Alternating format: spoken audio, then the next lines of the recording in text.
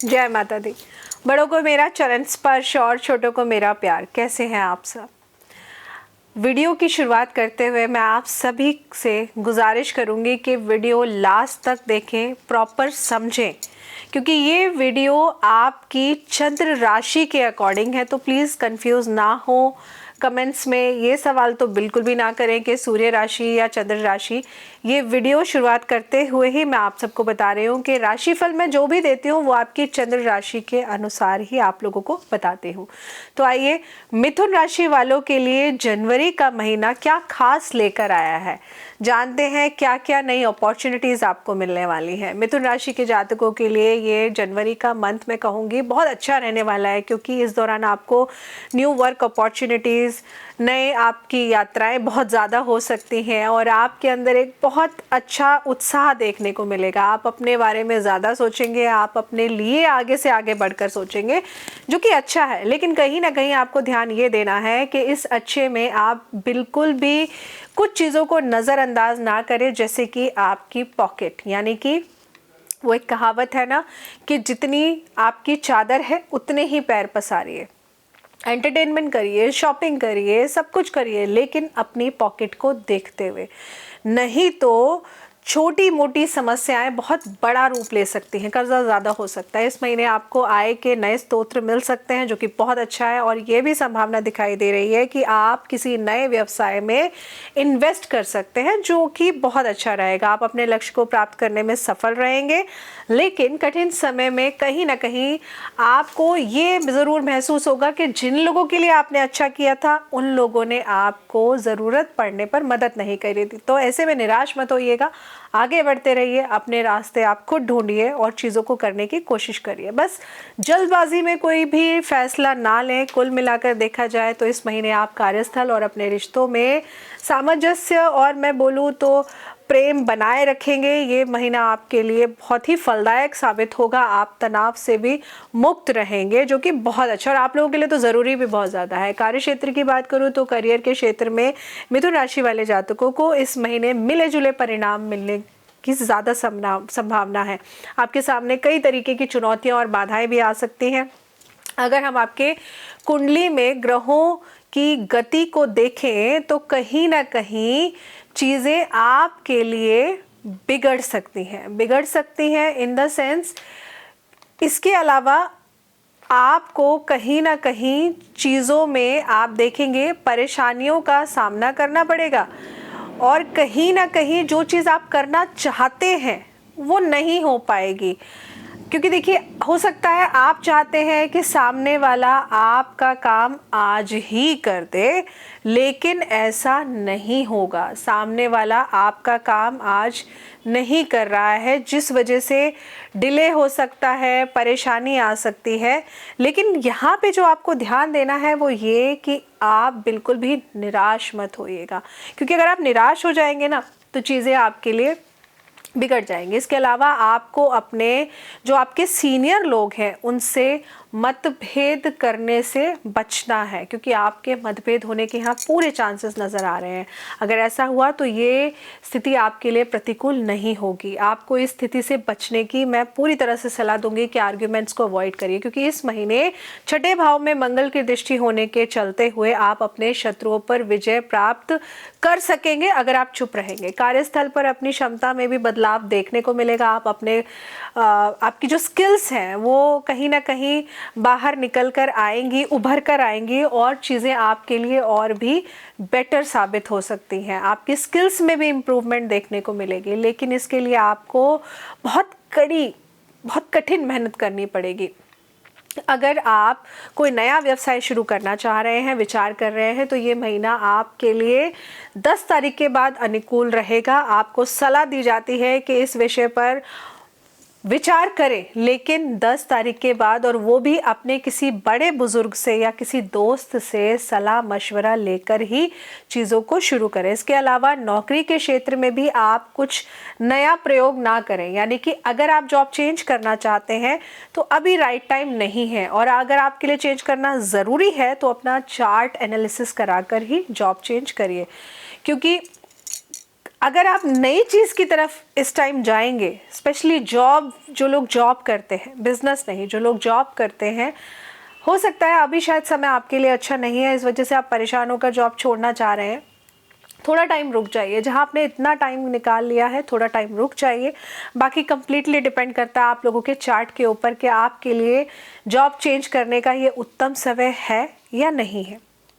तो कहीं ना कहीं नई नौकरी की तलाश आप कर भी सकते हैं और न्यू अपॉर्चुनिटीज़ आपके पास ज़रूर आएंगी। आर्थिक दृष्टिकोण से अगर मैं मिथुन राशि वालों की बात करूं तो ये महीना आपके लिए बढ़िया रहेगा, लेकिन इस महीने ग्रहों की जो स्थिति है वो अनुकूल नहीं है, बहुत ज़्यादा अनुकूल नहीं दिख रही है। इस वजह से इस महीने अगर आप कम समय में ज़्यादा पैसा कैसे कमाएं और ये आपकी सोच हो रही है तो इससे बचिए। अगर आप बैटिंग करेंगे, सट्टेबाजी करेंगे, अगर आप लॉटरी टिकट्स खरीदेंगे तो कहीं ना कहीं ये गतिविधियों में शामिल होना आपके लिए गलत साबित हो सकता है, क्योंकि आपको उसमें सफलता नहीं असफलता मिलेगी। ये समय खास तौर से आपके लिए जुआ, लॉटरी, शेयर बाज़ार और सट्टा ऐसी चीज़ों से दूर रहिए, ये आपके लिए बेनिफिशियल नहीं होगा। आपको इस तरीके की सारी गतिविधियों से दूर रहने की मैं बहुत ज़्यादा ज़रूरी कहूँगी, ज़रूरत है इस मंथ खास तौर से। इसके अलावा इस महीने जो नौकरी पेशा लोग हैं उनके कहीं ना कहीं संबंध, मैं बार बार कह रही हूँ, आपके जो सीनियर लोग हैं उनसे ख़राब हो सकते हैं, या फिर आपके जो फादर फिगर लोग हैं, आपके फादर से आपके रिश्ते अच्छे नहीं देखने को मिलेंगे। और कहीं ना कहीं इसी बात का फ़ायदा आपके आसपास के दूसरे लोग उठा लेंगे। ऐसे में आपको शांति बनाए रखने की ज़्यादा ज़रूरत है। वहीं अगर आप इस महीने कोई सेविंग प्लान करना चाहते हैं, सेविंग के तौर पे इन्वेस्टमेंट करना चाहते हैं, तो ये अच्छा टाइम है आप लोगों के लिए, आप इसके लिए सोचिए। मिथुन राशि के स्वास्थ्य की बात करूं अगर, तो मिथुन राशि के जातकों के लिए ये महीना आशाजनक नहीं रहेगा, या फिर कहूँ कि जितना आपने सोचा था उतना अच्छा नहीं रहेगा, मैं ये कहूँगी। ऐसा क्यों? क्योंकि कहीं ना कहीं ये समय आपके लिए मुश्किलों भरा वाला है, लेकिन हेल्थ वाइज पीरियड आपके लिए अच्छा अगर होगा तो वो होगा कहीं ना कहीं 20 जनवरी के बाद। तो 20 जनवरी के बाद मैं कहूँगी कि कई परिवर्तनों के देखने के बाद आपको कहीं ना कहीं लगेगा कि अब जाकर हेल्थ में थोड़ा सा सुधार आया है। किसी भी तरीके के स्वास्थ्य से जुड़ी परेशानियां आप देखेंगे कि 10 जनवरी तक रहेगी, उसके बाद आपको मुक्ति मिलेगी, आपको मानसिक संतुष्टि प्राप्त होने लगेगी। केवल एक चीज़ है जो आपको ध्यान में रखनी होगी और वो ये है कि आप नियमित रूप से व्यायाम या योग करें, आप पौष्टिक आहार का सेवन करें, हेल्दी डाइट लें, स्पाइसी तला ये सब अवॉइड करें, आप रेगुलर एक्सरसाइज करें, बहुत ज़रूरी है। हैवी वर्कआउट ना करें, आप नॉर्मल एक्सरसाइज कर सकते हैं, जॉगिंग कर सकते हैं, योगा कर सकते हैं। अपने स्वास्थ्य का ध्यान ज़रूर रखिए, इससे आप एकदम फिट रहेंगे। कुल मिलाकर स्वास्थ्य के लिए अगर मैं बोलूँ, ये समय आपके लिए अच्छा रहेगा अगर आपका खान पान अच्छा है तो। इसके अलावा अगर मैं आपकी लव लाइफ के बारे में बात करूं तो कहीं ना कहीं ये समय, क्योंकि आपको गुस्सा बहुत जल्दी आता है, तो ये मिले जुले परिणाम ही आपको इस मंथ मिलेंगे, क्योंकि आपके 5वें घर में जो राहु केतु का शासन हो गया है, यहाँ पे ये दोनों ग्रह 5वें घर पर दृष्टि डाल रहे हैं। इसके चलते जो जातक प्यार भरे रिश्तों में है उनके लिए ये समय बहुत ही अच्छा नहीं रहेगा। हो सकता है आपकी छोटी मोटी फाइट्स हो जाए, या जैसा आपने सोचा था वैसा नहीं हो सकता है कुछ लोगों की एंगेजमेंट हो गई वो टूट जाए, या रोका हो गया था तो वो टूट सकता है। तो मैं आपको सलाह दूंगी कि आप अपनी रेमेडीज ज़रूर करिए। जो लोग शादीशुदा हैं उनके रिश्तों में भी मतभेद की स्थिति पैदा हो सकती है, क्योंकि 7वें भाव में बृहस्पति, सूर्य और बुध स्थित हैं। ऐसे में आपको अपने साथी से किसी भी प्रकार के तर्क वितर्क से बचने की सलाह दी जाती है।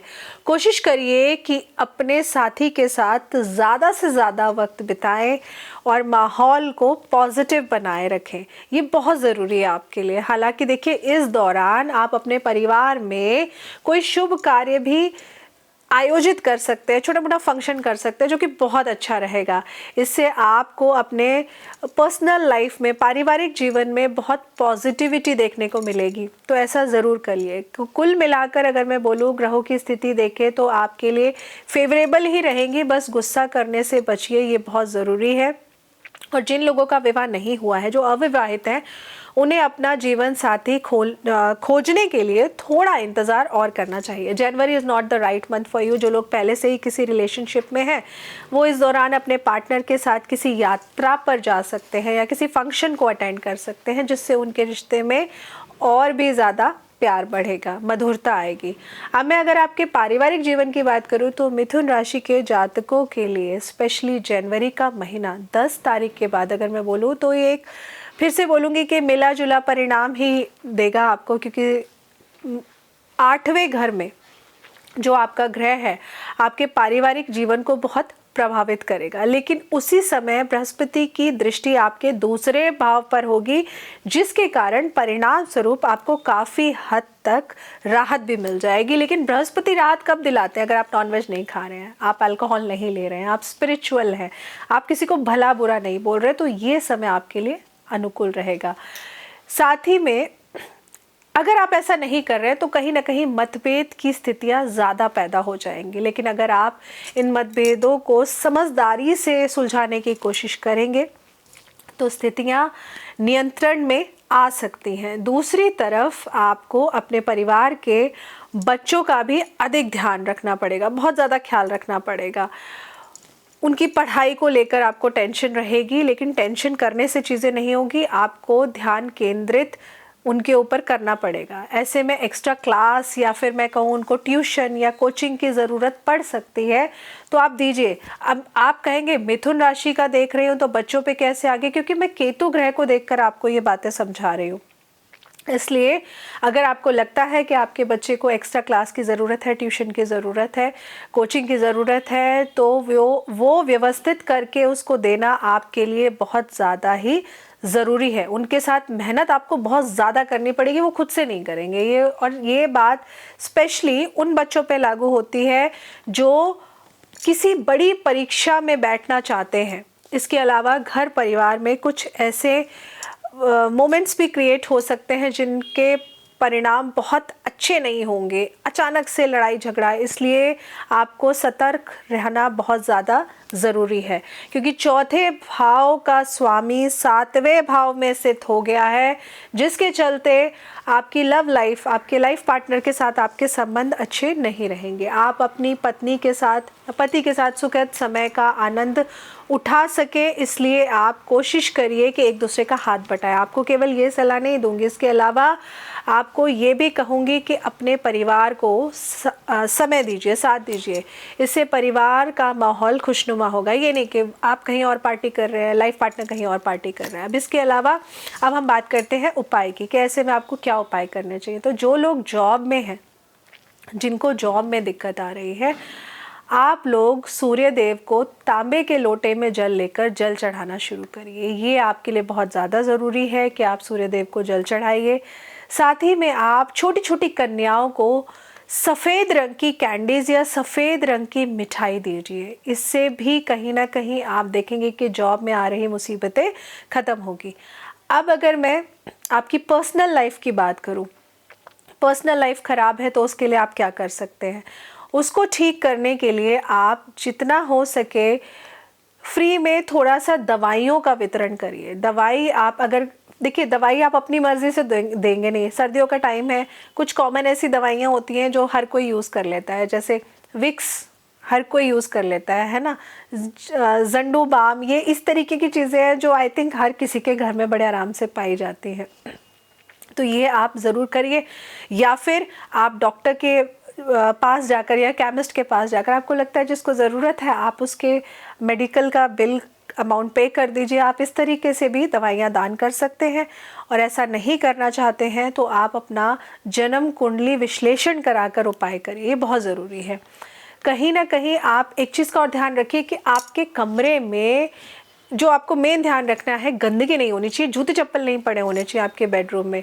और जो बच्चे पढ़ाई में वीक हैं, जो पढ़ाई नहीं कर पा रहे हैं, तो आप लोगों के लिए एक छोटा सा रेमेडी, जो भी आप लोगों का स्टडी टेबल है, स्टडी डेस्क है, आप उस पर ग्रीन कलर का कपड़ा बिछाइए और उस ग्रीन कलर के कपड़े को बिछाकर आप कोशिश करिए कि उस पर आप कोई भी वाइट कलर का फ्लावर, लेकिन फ्लावर रियल फ्लावर होना चाहिए, प्लास्टिक फ्लावर नहीं होना चाहिए। रियल फ्लावर आप अपने स्टडी टेबल पे चाहे छोटा सा एक फूल रखें, पर वाइट कलर का फ्लावर रखिए ज़रूर। हेल्थ आपकी अच्छी बनी रहे, इसके लिए आप जितना हो सके भोजन का दान करिए। गरीब लोगों को, नीडी लोगों को आप जितना भोजन का दान करेंगे ना, उतना ही आप देखेंगे कि आपकी सेहत अगर ख़राब हो रही है, जो भोजन आपके शरीर में नहीं लग रहा है, आप उस भोजन का दान करना शुरू करेंगे तो वो भोजन आपके शरीर में अच्छे तौर पर लगना शुरू हो जाएगा। और कहीं ना कहीं आपको जो तकलीफ़ें हैं, जो आपको बीमारी है, आप देखेंगे कि बीमारी आपकी ख़त्म होती हुई नज़र आपको ज़रूर आएगी। इसके अलावा आप तांबे के बर्तन का प्रयोग अपने लिए भी करिए, मतलब पानी पीने के लिए भी आप तांबे के बर्तन का प्रयोग करिए। आशा करती हूँ आपको अपनी राशि के अनुसार एक एक चीज़ समझ में आ गई होगी, चीज़ों को कैसे करना है, क्या करना है। जुड़े रहिए हमारे चैनल के साथ और अपनी राशि के अनुसार वीडियो देखिए, अपने जानने वालों के साथ वीडियो शेयर करिए, और आप चाहें तो अपना जन्म कुंडली विश्लेषण आप मुझसे करा सकते हैं। जन्म कुंडली विश्लेषण कराने के लिए आपको नीचे दिए हुए स्क्रीन पे जो नंबर आ रहे हैं, हमारा एक ही नंबर है, ये भी मैं आपको बता दूं कि हमारा एक ही नंबर है। इसी नंबर पे आप व्हाट्सएप कर सकते हैं, इसी नंबर पे आप कॉल कर सकते हैं। हमारा कोई नंबर नहीं है।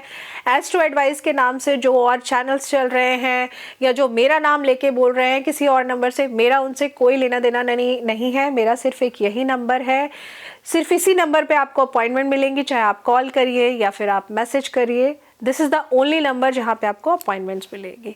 जुड़े रहिए हमारे साथ, और भी राशियाँ का राशिफल मैं आप लोगों को बताऊंगी, और कमेंट सेक्शन में माता रानी के नाम की हाजिरी ज़रूर लगाइएगा। जय माता दी।